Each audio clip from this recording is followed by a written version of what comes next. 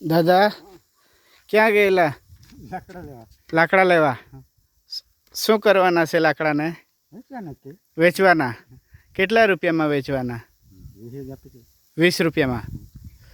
કયા ગામના? પેટર કુવીના. હે? તબિયત કેવી છે? બરાબર. 20 રૂપિયામાં વેચવાના છે.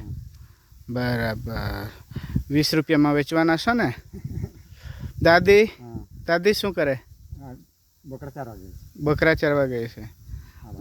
હા બરાબર. 60 પર આવતા રહો. આ ગાડી ને એવી આવે. 20 રૂપિયામાં વેચવાના? હે? બરાબર. એટલા જ આપે. લો 20 જગ્યાએ તમને 200 રૂપિયા આપું. કેટલા? ખુશ કે નહીં? ખુશ ને?